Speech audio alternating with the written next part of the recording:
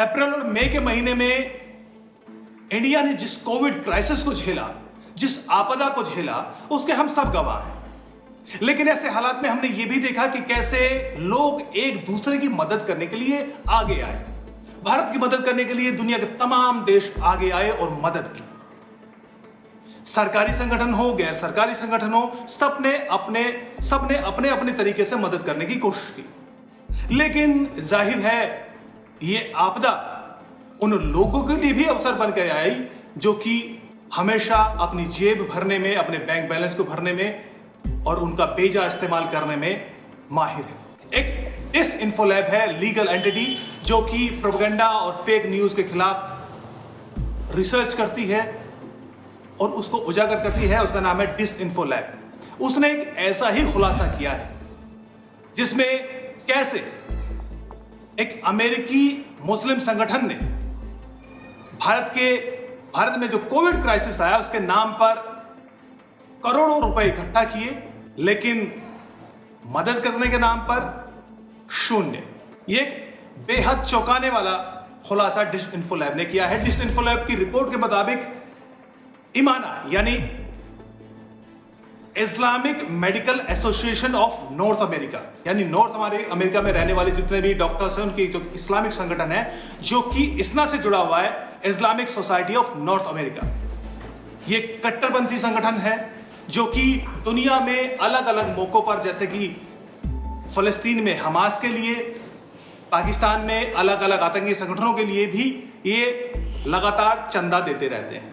इन लोगों ने इंडिया में कोविड क्राइसिस के लिए एक पहल की शुरुआत की। ऑनलाइन इंस्टाग्राम पर, फेसबुक पर, सोशल मीडिया में और फंड रेजिंग जो वेबसाइट्स हैं उनके जरिए एक हैशटैग चलाया जिसका नाम था हैशटैग इंडिया ब्रीथ। और इस कैंपेन के जरिए उन्होंने करोड़ों रुपए इकट्ठा किए।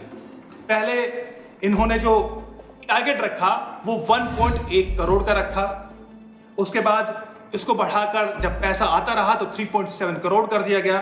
फिर इसको 5.62 करोड़ कर दिया गया और उसके मुताबिक जो अंतिम पैसा आया इनकी वेबसाइट के मुताबिक 8.7 करोड़ ये मात्र एक फंड रेजिंग वेबसाइट के जरिए आया। इसके अलावा इन्होंने फेसबुक, इंस्टाग्राम, ट्विटर और अलग अलग माध्यमों से, फोन नंबर के माध्यम से, अलग अलग माध्यमों से इन्होंने हेल्प इंडिया ब्रीथ कैंपेन के लिए पैसा इकट्ठा किया।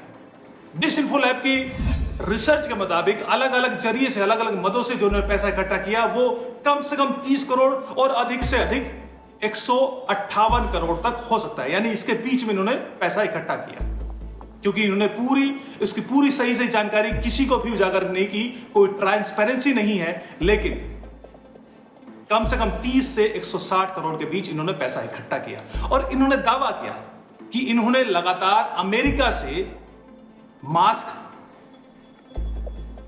जो कंसंट्रेटर्स हैं, ऑक्सीजन कंसंट्रेटर्स वो, या फिर वेंटिलेटर्स इन्होंने लगातार इंडिया भिजवाए। लेकिन डिसइंफोलैब के मुताबिक कोई भी सामान इंडिया कभी नहीं पहुंचा, सिर्फ एक बार को छोड़कर।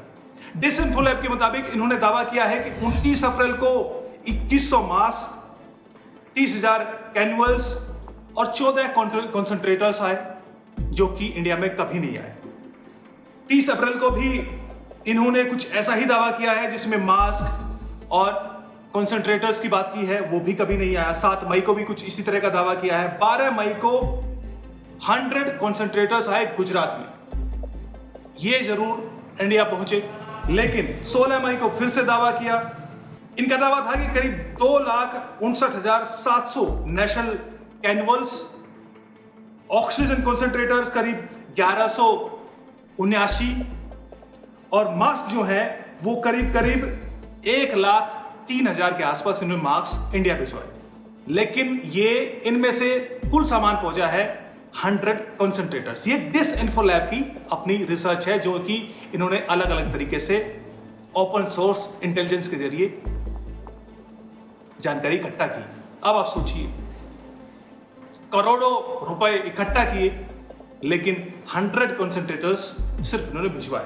सिर्फ यही घपला नहीं है, बल्कि इन्होंने अपने कैंपेन के लिए जो तस्वीरें लगाई, अगर उनको भी जब डिसइन्फो लैब ने रिसर्च की तो पता चला कि जो उन्होंने दावा किया है कि ये कोविड क्राइसिस के दौरान उन्होंने उनकी हेल्प की तस्वीरें हैं, जो वो उनकी जो मदद है जो पहुंचा रहे हैं उनकी तस्वीरें हैं, लेकिन पता चला कि एक तस्वीर न्यूज चिनार की है जो कि अक्टूबर 2014 में कश्मीर में मदद करते हुए तो तस्वीर ली गई थी, उसको उन्होंने कॉपी किया, अपने पेज पर पोस्ट किया और उसको अपनी मदद की पिक्चर्स बताकर कुछ और फंड इकट्ठा किया। कुछ इसी तरह की मदद के लिए उन्होंने कुछ इसी तरह की पिक्चर्स का इस्तेमाल कर बताया कि वो इंडिया में मदद भेज रहे हैं, लेकिन डिसइन्फो लैब के मुताबिक मदद कभी आ ही नहीं। इसके अलावा जो बड़ा सवाल ये है कि ये संगठन जो है ईमाना या फिर इस्ना, इसका जो चेयरमैन है वो इस्माइल मेहर है जो कि पाकिस्तानी डॉक्टर है। इनके संबंध पाकिस्तान के अलग अलग आतंकी संगठन सैयद सलाउद्दीन तक है। जब ये इससे पहले इनका इतिहास रहा है कि कैसे ये फंड इकट्ठा करते हैं और इन आतंकी संगठनों की मदद करते हैं। इसके अलावा फलस्तीन में हमास के लिए भी ये खुलेआम चैरिटी इकट्ठा करते रहे हैं और इसके तमाम सबूत इन्हीं की ऑनलाइन सोशल मीडिया पेजेस पर मौजूद है। डिसइन्फो लैब ने इसको बड़े सही तरीके से उजागर किया। अब आप सोचिए कि कैसे इन्होंने हेल्प इंडिया ब्रीथ कैंपेन चलाकर करोड़ों रुपए इकट्ठा किए और दावा किया कि उन पैसों का इस्तेमाल भारत में मदद के लिए किया गया, लेकिन जो कि कभी हुआ नहीं। अब वो पैसे का इस्तेमाल इन आतंकी संगठनों की मदद करके किया जाएगा। यानी इंडिया की उस गुडविल का फायदा इन्होंने उठाया जो कि भारत की मदद करना चाहते हैं, भारत के लोगों से प्यार करते हैं, उनसे पैसा लिया और फिर संभावना जो आशंका है वो ये है कि इसी पैसे का इस्तेमाल भारत के खिलाफ किया जा सकता है।